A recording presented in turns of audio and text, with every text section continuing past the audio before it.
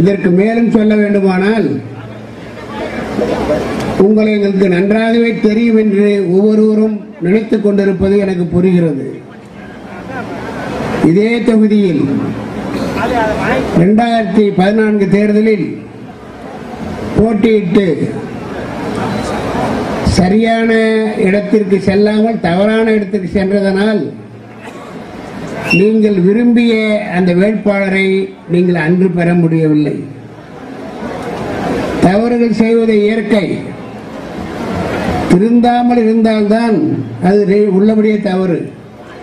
திருந்தியவருக்கு நீங்கள் அன்பு காட்ட வேண்டும், உண்மை புரிந்து கொண்டு மரியாதை அளிக்க வேண்டும்.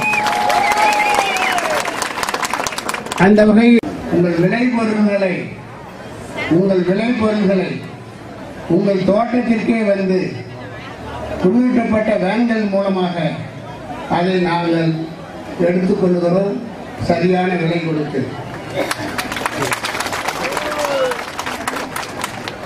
நீங்கள் அரசு தானே செய்ய முடியும், அரசால் செய்யக்கூடிய செய்யட்டும். தனிப்பட்ட முறையில் நாங்கள் எங்களுடைய கடமையாக என்ன திட்டமிட்டு இருக்கிறோம். ஆகிய உங்கள் விளைவிக்கிற பொருள்களுக்கு சரியான விலை கிடைக்கிற வகையில் நான் செய்வோம். அடுத்ததாக ஒவ்வொரு சட்டமன்ற தொகுதிக்கும் குறைந்தது ஒவ்வொரு சட்டமன்ற தொகுதிக்கும் குறைந்தது 30 பேரை, ஏழைகளை, படிக்க முடியாதவர்களை 30 பேரை தேர்ந்தெடுத்து 6 சட்டமன்ற தொகுதிக்கு, இந்த பாராளுமன்றத்துக்கு உட்பட்ட 6 சட்டமன்ற தொகுதியிலும் ஆண்டிற்கு 180 பேரை இலவசமாக படிக்க ஏற்பாடு செய்யும். அதோடு மட்டுமல்ல, இன்றைக்கு வேலை வாய்ப்பு தான் குதிரை கொம்பா இருக்கிறது. ஆண்டிற்கு 50 பேர் ஒவ்வொரு சட்டமன்ற தொகுதியிலும். ஆக 6 சட்டமன்ற தொகுதியில், இந்த பாராளுமன்ற தொகுதியில் 50 × 6 300 பேருக்கு எங்களுக்கு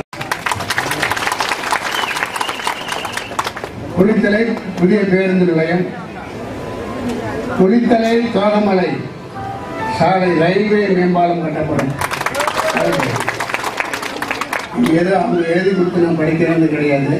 இதெல்லாம் என்ன இன்னைக்கு சொன்னோம். இந்த பேப்பர் எடுத்துட்டு ஊரா வருவேன் பாருங்க. நீங்க வந்தது போதும், நீங்க செய்து போதும், நீங்க சொல்லுகிற அளவுக்கு நான் இருப்பேன். பார்த்துங்க, காவிரி வைகை குண்டாறு இணைப்பு திட்டம் இது நீண்ட காலமாக இது என்ன ப்ராப்ளம்னா, தமிழ்நாட்டில் கலைஞர் ஒரு திட்டத்தை கொண்டு வந்தால் அடுத்து வருகிற அரசு யாருன்னு உங்களுக்கு தெரியும், அவங்க அதை நிறுத்தி போடுவாங்க. அது யார் வந்தாலும் சரி உறுதியாக போராடி வெட்டையெல்லாம் பெற்று தருவேன். அதே போல கட்டளை மேட்டு வாய்க்காலில் அமைக்கப்பட்ட சிறிய பாலங்கள் புதுப்பிக்கப்பட வேண்டும். இது உங்கள் தேவையாக இருக்கிறது, அது நிச்சயமாக செய்து தருவேன்.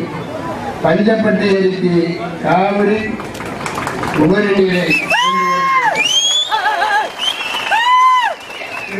இந்த படிக்கிற போது எந்த அளவுக்கு உங்களுக்கு உணர்வும் வேகமும் தேவையும் இருக்கிறதை புரிந்து கொள்ள முடிகிறது. வாக்குகள் குறைந்தபட்சம் 30 to 50 வாக்குகளை நாம் பிரித்தெடுத்திருக்கின்றோம். ஒவ்வொருவரும் அந்த பூத்து கமிட்டியில் இருக்கின்றவர்கள், இங்கு இருக்கின்ற பொறுப்பாளர்கள் நாம் 6600 பேரும் சராசரியாக 15 வாக்குகளை நாம் உதயசூரியன் சின்னத்திற்கு பெற்றுக் கொடுத்தால் தளபதி தான் தமிழகத்தினுடைய அடுத்த முதலமைச்சர் என்பதை நாம் உறுதி செய்து கொள்ள வேண்டும்.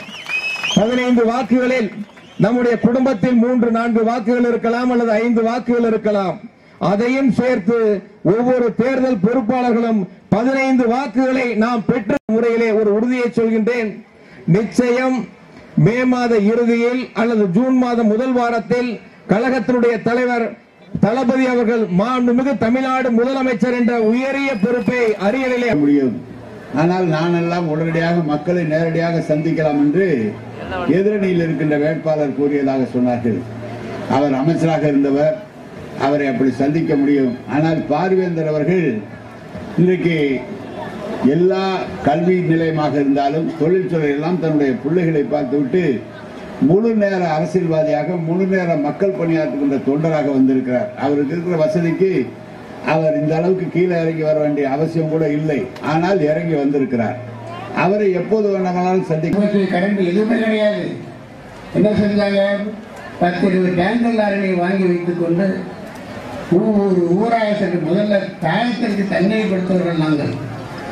அது மட்டுமல்ல, விழுந்த மரங்களை எனக்கு டெல்லி என்பதும் டெல்லி மாநகரம் என்பதும் அங்கே இருக்கிற அரசு அலுவலகங்கள் என்பதும் இன்றல்ல நேற்றல்ல கடந்த 40 ஆண்டு காலமாக எனக்கு பழக்கம் இருக்கிறது. எங்கள் குடும்பத்திற்காக அலுவலகம் இருக்கிறது. அந்த